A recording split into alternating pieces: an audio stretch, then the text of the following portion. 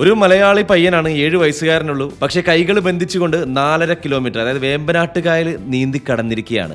ആ ആളുടെ വിശേഷങ്ങളാണ് മിഡ് ഡേ മസാലയിലൂടെ തന്നെ ഇനി കേൾക്കാൻ പോകുന്നത്. കേട്ടുകൊണ്ടിരിക്കുന്നത് സൂപ്പർ ജെഡ് എഫ്എമ്മിൽ. ഇത് മിഡ് ഡേ മസാലയാണ്. കൂടുതലുള്ളത് സുരാജാണ്. സത്വിക് സന്ദീപ് എന്നാണ് അവൻ്റെ പേര് കേട്ടോ, ഈ 7 വയസ്സുകാരനെ. അപ്പോൾ അവൻ ദാ ഇപ്പോൾ നമ്മളോട് ജോയിൻ ചെയ്യുകയാണ്. സത്വിക്, കൺഗ്രാജുലേഷൻസ് കേട്ടോ.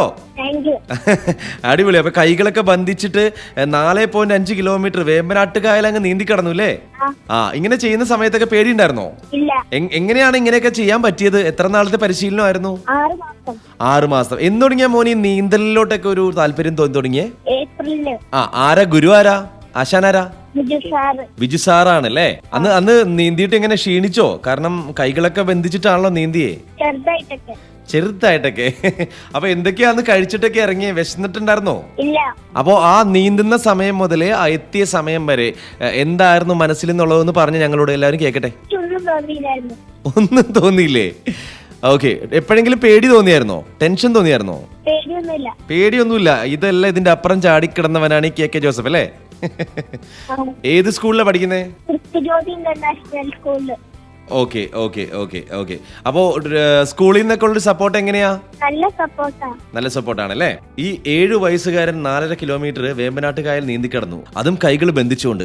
ഒരു ചെറിയ കാര്യമല്ല, ഒരു വലിയ കാര്യമാണ്. 4-5 മാസത്തെ പരിശ്രമമാണ്. അതുപോലെ തന്നെ ആ ടെൻഷനും നമ്മളുടെ പേടിയെല്ലാം അതിജീവിച്ചുകൊണ്ടാണ് അവൻ അത് കൃത്യമായിട്ട് നീന്തി കടന്നിരിക്കുന്നത്. അപ്പോൾ ഈ ഒരു സമയത്ത് തീർച്ചയായിട്ടും ഇനിയിപ്പോൾ അവൻ്റെ ടീച്ചർക്ക് എന്താണ് പറയാനായിട്ടുള്ളതെന്ന് നമുക്ക് നോക്കാം. Mid day മസാലയാണത്. സുരാജാണ് കൂടെ. കേൾക്കൂ കേട്ടുകൊണ്ടേയിരിക്കും. സമയത്തിൽ സത്വികിന്റെ ടീച്ചർക്ക് എന്താണ് പറയാനുള്ളത് നോക്കാം. ദിവ്യ എന്നാണ് ടീച്ചറിന്റെ പേര്. ടീച്ചർ നമസ്കാരം.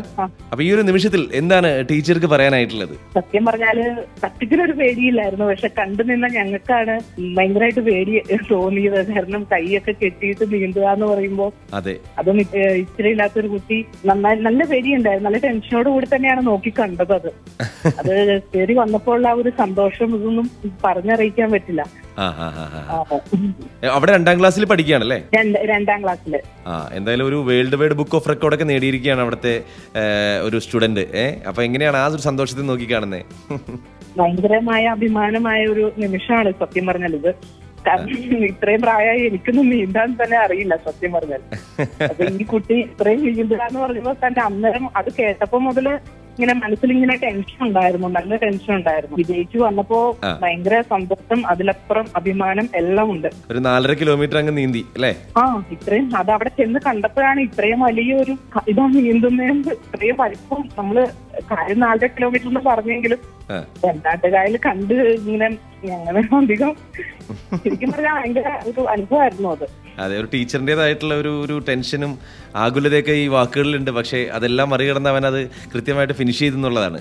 അതെ, അവനത് ഭയങ്കര കോൺഫിഡന്റ് ആയിരുന്നു. അവൻ അത് കേറി വന്നപ്പോ ആ ഒരു ടെൻഷനോ വിഷമോ അങ്ങനെ ആ ഒരു ഇതില്ലായിരുന്നു. അവൻ കൂളായിട്ട് ഒന്നും അറിയാത്ത പോലെ ഒരു കൂളായിട്ടാ കേറി വന്നത്. ശരിക്കും പറഞ്ഞാൽ ഞങ്ങൾ കണ്ടു നിന്നവരാണ് ആകെ ടെൻഷനായിട്ട്. ഒരു സ്കൂൾ മൊത്തത്തിൽ അഭിമാനിക്കുകയാണ് ഇവന്റെ പ്രകടനത്തിലൂടെ തന്നെ. ഈ ഒരു ചെറിയ പ്രായത്തിൽ തന്നെ ഇത്തരത്തിലുള്ള പ്രകടനങ്ങളൊക്കെ വരിക എന്ന് പറഞ്ഞാൽ അതിനുള്ള ഒരു പരിശ്രമം, മനസ്സ്, നമ്മൾ കൊടുക്കുന്ന ഒരു കോൺഫിഡൻസ് എല്ലാം കൂടിയാണ്. അപ്പോൾ ഇത്തരത്തിലുള്ള ഒരു ആത്മവിശ്വാസം കൊടുത്തിരിക്കുന്ന തീർച്ചയായിട്ടും രക്ഷകർത്താക്കളാണ്. അപ്പോൾ സത്വികിന്റെ അമ്മയാണ് ഇനിയിപ്പോൾ മിഡ് ഡേ മസാലയിലേക്ക് എത്താൻ പോകുന്നത് ഈ ഒരു പരിശ്രമത്തിന്റെ വിശേഷങ്ങളുമായിട്ട്. കേൾക്കൂ കേട്ടുകൊണ്ടേയിരിക്കൂ. സത്വിക് സന്ദീപിന്റെ അമ്മ നമ്മളോട് ജോയിൻ ചെയ്യുകയാണ്. നമസ്കാരം, പേരെന്ന് പറഞ്ഞേ? എന്റെ പേര് അഞ്ജലി. അഞ്ജലി, അപ്പോൾ വലിയൊരു സന്തോഷമാണ് നടന്നിരിക്കുന്നത്. കാരണം world wide book of record Sathvik നേടിയിരിക്കുകയായിരുന്നു. അപ്പൊ അവന്റെ ഒരു 5 മാസത്തെ ഒരു തയ്യാറെടുപ്പായിരുന്നു ഇതല്ലേ? അതെ, തീർച്ചയായിട്ടും. അപ്പൊ ഇവൻ എന്ന് മുതലാണ് ഈ സ്വിമ്മിങ്ങിനോടൊക്കെ താല്പര്യം തുടങ്ങിയത്? സ്വിമ്മിങ് കൊച്ചിലെ മുതൽ താല്പര്യമുണ്ട്. അവന്റെ അച്ഛൻ പഠിപ്പിച്ചിട്ടുണ്ടായിരുന്നു. പിന്നെ ആക്ച്വലി അവനൊരു സ്കേറ്ററാണ്. അപ്പൊ അതിന്റെ കൂടെ അവിടെ നിന്ന് എല്ലാവരും കൂടി പോയപ്പോ അവന് സ്വിമ്മിങ്ങിൽ ഒരു ലൈഫ് സേവിംഗ് എന്നുള്ള രീതിയിലാണ് ഞങ്ങൾ പുഴയിലേക്ക് കൊണ്ടുപോയത്. അവിടെ ചെന്ന് കഴിഞ്ഞപ്പോ സാറ് നമുക്ക് ചെയ്യിപ്പിച്ചാലോ എന്ന് ചോദിക്കുകയാണ്. അങ്ങനെയാണ് അവൻ ഇതിലേക്ക് വന്നത്. ഓക്കെ, നിസ്സാര കാര്യമല്ല. കാരണം കൈകളൊക്കെ ബന്ധിച്ചിട്ട് 7 വയസ്സുകാരന് ഒരു 4.5 കിലോമീറ്റർ ഒക്കെ അത് വേമ്പനാട്ടുകായൽ നീന്തി കിടക്കാന്ന് പറഞ്ഞാൽ നിസ്സാര കാര്യമല്ല. അപ്പൊ നിങ്ങളുടെ ഒരു ടെൻഷനൊക്കെ എങ്ങനെയായിരുന്നു? നല്ല ടെൻഷനായിരുന്നു. പക്ഷെ അവൻ ചെയ്യുന്ന ഞങ്ങൾക്ക് നല്ല വിശ്വാസമായിരുന്നു. കാരണം അതുപോലെയായിരുന്നു പ്രാക്ടീസ് പൊയ്ക്കൊണ്ടിരുന്നത്. പക്ഷെ തലേദിവസം അവന് ചെറിയ വയ്യായികയൊക്കെ ഉള്ളത് കൊണ്ട് ഇടയ്ക്ക് നല്ല ഒഴുക്കിനെതിരെയാണ് അവൻ ചെയ്യേണ്ടി വന്നത്. അപ്പോ നല്ലോണം ടെൻഷൻ അടിക്കേണ്ടി വന്നു. ഓക്കെ, പക്ഷെ അതൊക്കെ ആ ടെൻഷനൊക്കെ കാറ്റിൽ പറത്തിക്കൊണ്ട് അല്ലെ വിജയിച്ച് അങ്ങോട്ട് അപ്പുറം എത്തിയപ്പോ ഒരു സന്തോഷം ഉണ്ടായിരുന്നു. ഒരുപാട് സന്തോഷം. അപ്പൊ എന്തായാലും ഈ ഒരു 7 വയസ്സിൽ തന്നെ ഒരു world wide book of record നേടിയിരിക്കുകയാണ് അല്ലേ? അതെ അതെ. ഓക്കെ, അപ്പൊ അഭിനന്ദനങ്ങൾ നേരുന്നു കേട്ടോ.